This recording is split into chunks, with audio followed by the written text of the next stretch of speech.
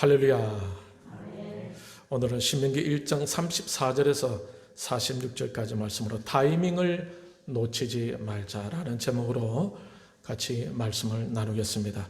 오처 스위치라는 사람은 그에 져서 죽을 때 후회하는 25가지라는 책에서 후회할 수 있는 여러 가지를 언급하고 있는데, 그 가운데에 첫 번째로 사랑하는 사람에게 고맙다라는 말을 많이 했더라면, 두 번째로 진짜 하고 싶은 일을 했더라면, 세 번째 조금만 더 겸손했더라면, 네 번째 친절을 베풀었더라면, 그리고 마지막 24번째에서 하나님의 가르침을 알았더라면으로 마칩니다.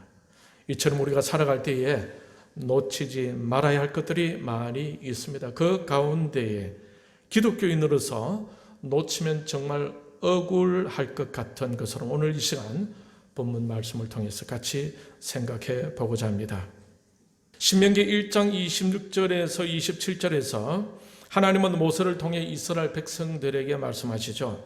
하나님께서 축복의 땅을 보게 하시면서 저 땅을 너희 앞에 두어선저 올라가서 차지하라, 두려워하지 말라, 주저하지 말라고 하십니다. 하지만 이스라엘 백성들은 여러 환경들을 생각하고 두려워하여 올라가지 아니하고 하나님의 명령도 거역하고 장막 중에서 원망까지 합니다. 그 후 하나님은 이스라엘 백성들을 책망하시고 그들의 방향을 돌려 광야로 들어가게 하시죠. 40절에 보게 되면 너희는 방향을 돌려 홍해의 길을 따라 광야로 들어갈지니라. 신명기 1장 2절에 보게 되면은 호렙산에서 세산을 지나 가데스 바네아까지 10하루길이었더라. 이 말씀을 통해서 알 수가 있는 것은 호렙산에서 가데스 바네아까지 거리는 10하루길이었다는 것. 그런데 그 10하루길을 40년 동안 방황하게 되었다라는 것입니다. 이것은 불순종의 결과가 얼마나 큰 어려움을 갖게 하는지를 잘 보여주고 있습니다. 이스라엘 백성들은 가나안 땅을 눈앞에 두고서도 40년을 광야에서 방황하게 되었습니다. 만약 시간을 돌이킬 수만 있다면 그들은 다시 후회하지 않기 위해 그러한 결정을 하지 않았을 것입니다. 그 땅 가나안에 거인이 있든지 없든지 죽을 고생을 하게 되든지 말든지 하나님의 명령이 떨어졌을 때에 이것저것 핑계 되지 않고 즉각 순종하여 올라갔을 것입니다. 그런데 지난 후에 후회한들 무슨 소용이 있겠습니까? 즉각 순종해야 할 때에 순종할 수 있는 것이 바로 복이다라는 것입니다. 그 타이밍을 놓치지 않는 것이 복입니다. 여러분, 좀 고생을 하게 되는 것 같아도 하나님의 이끄심을 따를 수 있는 것이 낫습니다. 여러분, 주님이 명령하실 때 믿음으로 단순하게 순종할 수 있기를 바랍니다. 하나님은 순종하는 하나님 백성들이 절대로 손해보지 않게 해 주십니다. 모든 것을 합력하여 유익하게 해주시는 분이 바로 우리 하나님이시죠.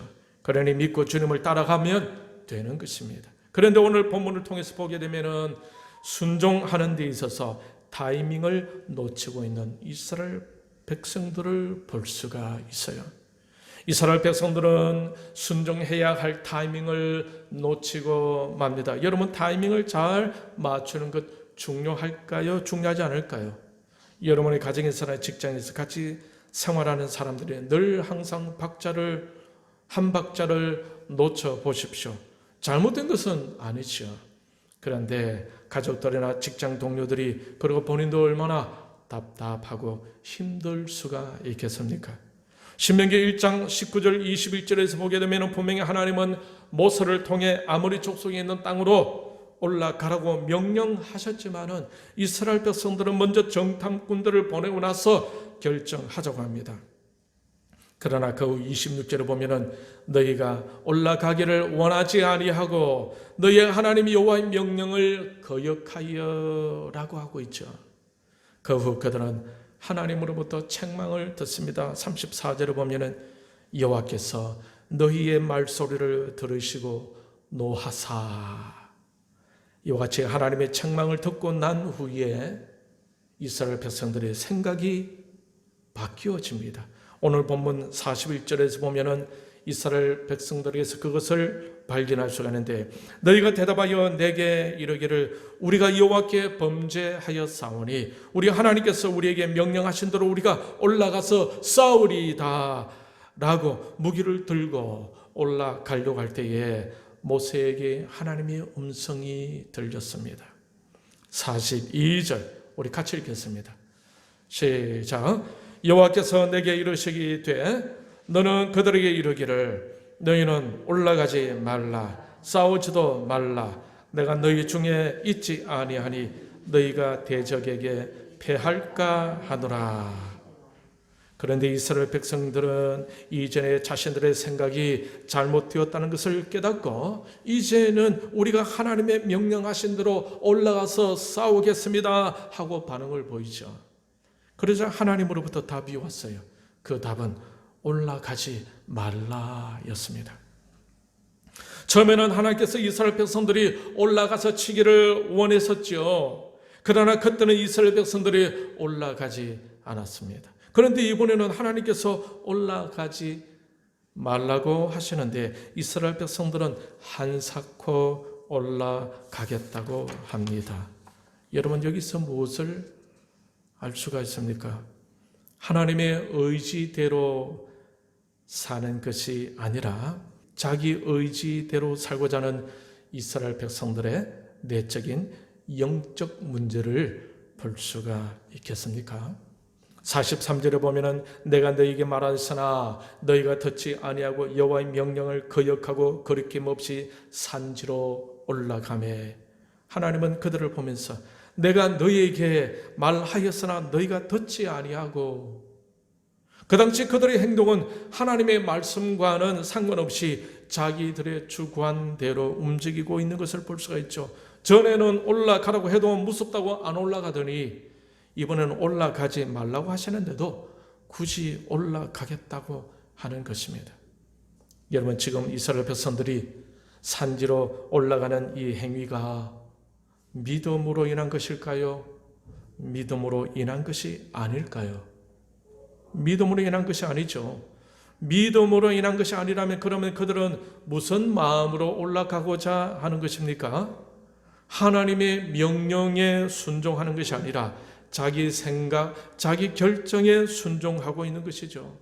분명히 하나님께서 가라고 하실 때는 안 가고 가지 말라고 하실 때는 가고 있는 것입니다. 여기서 문제는 하나님과의 친밀감의 부재, 하나님과의 소통 부재, 하나님에 대한 경외심의 부재임을 우리는 알 수가 있습니다. 우리는 기도할 때도 하나님의 뜻인지 아닌지를 물어야 하는데 내 뜻을 이루어 달라고 기도하는 경우도 있습니다. 이스라엘 백성들이 그랬어요. 예수님께서도 겟세마네 동산에서 기도할 때에 마지막에는 아버지의 뜻대로 되기를 원했지 않습니까? 불행하게도 그들은 하나님의 의도와는 상관없이 자기 생각에 옳은 대로 움직이고 있는 것입니다. 순종의 의미는 빠져버렸습니다. 자기 생각에 따라 움직이고 있는 거예요. 그들 행동에서는 은연중에 자기라는 것이 큰 비중으로 차지하고 있었던 것입니다. 하나님의 뜻, 하나님의 영광에 대한 관심이 없었던 것입니다. 아마 하나님은 이스라엘 백성들 내면에 깊이 잠재되어 있는 자기라는 것을 드러내시고 그것을 빼기 위해서 방향을 광야로 돌리기로 결심하셨는지 모릅니다. 이러한 모습들에 대해서 하나님은 민수기 14장에서 동일한 내용을 다루시면서 이렇게 말씀하고 있습니다. 22절에 보면은 내 영광과 애국과 광야에서 행한 내 이적을 보고서도 이같이 10번이나 나를 시험하고 내 목소리를 청종하지 아니한 그 사람들은 라고 표현하고 있습니다. 하나님은 10번이나 참으시면서 기회를 주고 또 기회를 주었지만 그들 눈앞에서 약속의 땅도 보여주셨지만 그들이 순종하지 않으니 하나님은 그들을 광야로 방향을 돌려버린 것입니다. 여러분, 이러한 이스라엘 백성들을 보면서 어떤 생각이 듭니까? 저는 이스라엘 백성들이 참 세구나 라는 생각이 떠올랐어요. 좋은 뜻으로 한 말은 아닙니다. 다른 말로 표현한다면 어떤 표현이 좋을까요? 자기 주관이 참 뚜렷하구나. 더 노골적으로 말하면 고집이 참 세구나. 고집불통이구나. 여러분, 어떤 표현이 좋겠습니까? 하나님은 말씀하시죠. 10번이나 나를 시험하고 내 목소리를 청종하지 아니했다. 여러분, 하나님께 센 사람이 아니라 부드러운 사람이 되십시다. 저와 여러분은 하나님 말씀에 순종 잘하는 사람이 되기를 바랍니다. 하나님의 이끄심을 탈 줄 아는, 하나님의 이끄심에 이끌음을 받을 줄 아는 여러분이 되시기를 바랍니다. 타이밍도 잘 맞출 수 있기를 바랍니다. 바울도 원래 내면이 굉장히 센 사람이었어요. 율법적으로는 자부심이 매우 강한 사람이었습니다. 예수님을 대적할 때가 바로 그럴 때였습니다. 그런데 그가 예수님을 만난 후에는 완전히 달라졌죠. 그의 자존심이 무너졌고 그의 생각은 낮아졌고 삶의 목표도 바뀌어져 갔습니다. 예수님이 그의 삶 속으로 들어가실 때 그의 자존심은 무너졌지만은 자존감은 오히려 더 높아져 가게 되었습니다. 그의 입술에는 모든 것이 다 하나님의 은혜다라는 고백이 섬에서 나왔을 뿐만 아니라 십자가 외에는 자랑할 것이 없다고까지 고백합니다. 그러면서 그의 내면은 은혜와 평강이 넘치게 되었습니다. 그런데 오늘 본문에서 이스라엘 백성들의 영적 상태는 어떻습니까? 아직 육신에 머물고 있는 상태에 있습니다. 하나님의 마음과 의도를 전혀 이해하지 못하고 있습니다. 비록 몸은 하나님을 따라가고 있었지만은 영적으로는 육에 갇혀 하나님의 깊은 마음을 이해하지 못하고 있는 상태였습니다. 영적으로 막혀 있습니다. 그러니 하나님과 계속적으로 엇박자가 진행되고 있었던 것이죠. 이 모습은 죄로 타락한 인간의 마음이 어떤 상태인지를 잘 보여주고 있는 것입니다. 이 땅에 살아가는 모든 사람들의 마음이 이와 비슷하지 않겠습니까? 왜냐하면 죄 가운데 있기 때문입니다. 그곳에는 진정한 평안이 없습니다. 생명이 없습니다. 진정한 만족이 없습니다. 그곳에는 참 소망이 생기지 않는 것입니다. 사랑하는 성도 여러분, 우리에게는 하나님의 음성을 듣기 원하는 마음이 있기를 바라고 그 음성을 들은 후에 즉각적으로 순종하고자 하는 유순한 마음이 있기를 바랍니다. 이것이 믿음의 모습이에요. 그리고 그 믿음을 가지고 하나님의 타이밍을 놓치지 않고 하나님의 마음을 그때 시원케 들을 수 있는 저와 여러분이 다 되기를 바랍니다. 우리는 이스라엘 백성들과는 다르게 10번이나 말을 잘 듣고 순종하였다라는 소리를 들어야 할 것입니다. 이스라엘 백성들이 하나님께 엇박자 반응을 본 결과는 어땠습니까? 불순종의 결과가 어땠습니까? 44절에 보면은 아무리 족속의 벌떼같이 너희를 쫓아 너희를 쳐서 45절에 너희가 돌아와 여호와 앞에서 통곡하나 여호와께서 너희의 소리를 듣지 아니하시며 너희에게 귀를 기울이지 아니하셨으므로 결국 그들의 생각대로 고집스럽게 아무리 족속을 치러 올라갔지만 패하고 말았습니다. 이처럼 하나님이 함께하지 않는 전쟁은 패하고 마는 것입니다.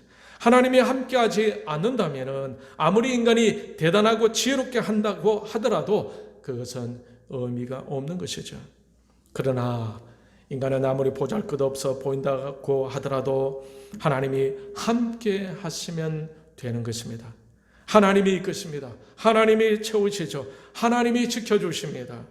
이스라엘 백성들이 하나님의 말씀을 제대로 듣지 아니하고 순종하지 않으니 하나님께서 그들의 소리를 듣지 아니하시고 귀를 기울이지 아니하셨다고 성경은 말씀하고 있습니다. 그러니 순종해야 할 때 순종할 수 있어야 하는 것입니다. 타이밍이 있습니다. 만사의 때가 있다고 했습니다. 그 타이밍에 하나님께 순종할 수 있는 사람이 하나님께 쓰임을 받게 되는 것입니다. 그 사람은 하나님의 소리에 귀가 열려져 있는 사람이죠. 그 사람이 바로 복된 사람입니다. 하나님은 그 사람을 통해 일을 이루어 가실 것입니다. 하나님을 제대로 믿으면 얼마나 큰 복이 임하는지를 그들을 통해 세상에 드러내 놓으실 것입니다. 여러분 출애굽기 17장 8절에서 16절에 보면은 이스라엘 백성들이 아말렉과 붙은 한판의 전쟁 이야기가 나옵니다. 여호수아는 사람들을 택하여 전쟁터로 나갔고 모세는 아론과 훌을 데리고 산으로 올라갔습니다. 그때 그 전쟁의 흐름이 어땠습니까? 모세의 기도의 팔이 위로 올라가게 되면은 전쟁에서 이기게 되어지고 모세의 기도의 팔이 힘들어 아래로 내려오게 되게 되면은 그 전쟁은 지고 있었습니다. 그러자 아론과 훌이 모세의 팔이 내려오지 않도록 팔을 붙들어 올렸더니 여호수아가 아말렉과 그 백성들을 쳐서 무찔렀습니다. 결국 전쟁은 하나님에게 달려 있다라는 것이죠. 사무엘상 17장 47절은 이렇게 표현하고 있습니다. 또 여호와의 구원하심이 칼과 창에 있지 아니함을 이 무리로 알게 하리라. 전쟁은 여호와께 속한 것인즉 그가 너희를 우리 손에 붙이시리라. 우리의 승리는 하나님이 함께 하시느냐 함께 하지 않으시느냐에 달려 있습니다. 하나님의 명령에 순종하느냐 순종하지 않느냐에 달려 있습니다. 그런데 순종을 하더라도 하나님의 타이밍을 놓쳐서는 안 됩니다. 오늘 본문에서 이스라엘 백성들은 그 타이밍을 놓치고 있죠. 타이밍을 놓치는 경우를 우리가 일상에서 쓰는 말이 무엇입니까? 뒷북친다라는 말이죠. 이스라엘 백성들이 나중에 늦게야 순종하겠다고 달려들었지만 이미 때를 놓쳐 버리고 말았던 것입니다. 이왕 순종할 것, 성령 하나님을 통해 주시는 하나님의 그 인도하심에 즉각 순종할 수 있는 저와 여러분들이 다 되시기를 바랍니다. 오늘 이 시간에 동참한 여러분은 성령 하나님의 인도하심에 순종해서 여기까지 오게 되신 줄 믿습니다. 하나님께서 여러분들을 통해 역사하실 것입니다.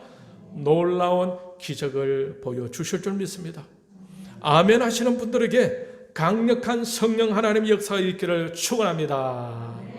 할렐루야. 이왕 신앙생활 하는 것 하나님께 귀하게 쓰임을 받아야 하지 않겠습니까? 하나님이 쓰시려고 하실 때에 우리에게 필요한 것이 무엇인지를 하나님은 다 아십니다. 하나님은 그의 나라와 의를 구하며 하나님의 영광을 위해 순종하고자 하는 백성들에게 풍성한 것을 더해 주신다고 약속하셨습니다. 그러므로 말씀을 들을 때, 말씀을 읽을 때, 기도할 때 하나님의 음성에 귀를 기울이고 그 음성을 따라 타이밍을 놓치지 않고 순종해서 하나님의 기적을 실제로 경험하는 우리 한소망 교회 모든 성도님들이 다 되시기를 주님의 이름으로 축원합니다. 이상 말씀을 생각하고